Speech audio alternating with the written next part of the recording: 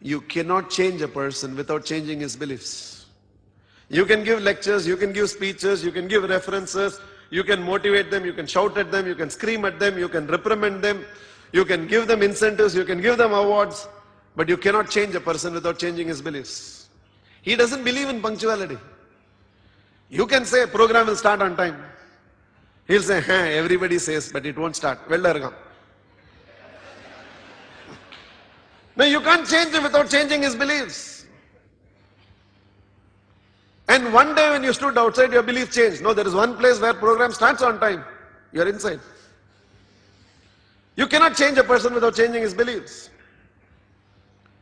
He does not believe he is leadership material, and unless you transform him to understand his leadership material, you can keep on giving him responsibilities and he'll keep failing. It frustrates you because he was an extraordinary clerical staff, but he's a lousy manager. Because he thinks he's a great worker, but he doesn't think he can be a great leader. And he can be a great leader if you can somehow bring about a shift in the quality of the beliefs with which he looks at himself. He was a great salesman. Because he was a great salesman, you promoted him as a sales manager, and he was a lousy sales manager. In fact, after he became sales manager, few more good salespeople resigned and went. And he caused the resignation because somehow he still sees himself only as a salesperson. So though he is a sales manager right now, and there is a difference. Selling is an art. Being a sales manager is a science. I need to impart the science of selling to others to enable them to produce results. He enjoys the art of selling, he still doesn't know the science of selling. And he doesn't have this belief that he can be a great sales manager. As a salesman, you are responsible for the results you produce. As a sales manager, you are responsible for the results your team will produce.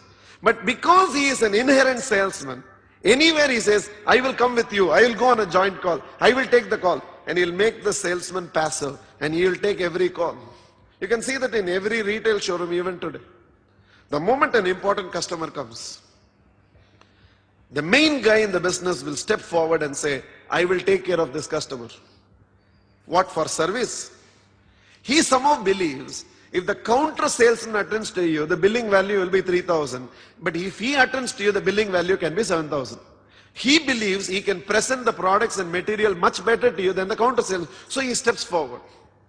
25 years later in the business, he is still a counter salesman.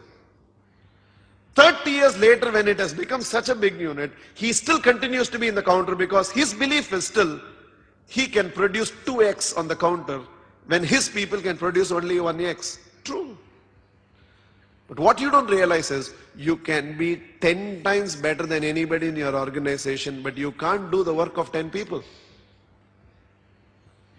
Now what happens if 5 important people walks into the showroom? Who will you attend to? Now he does not still see himself in the leadership role. So if you want to change the productivity of the organization and you have a few loyal people in the organization and you really believe these loyal people should be holding powerful positions within the organization, their belief system has to be changed. And the first shift in leadership is he has to be made to understand your success is no more by the results you produce, but your success depends on the results you get other people to produce.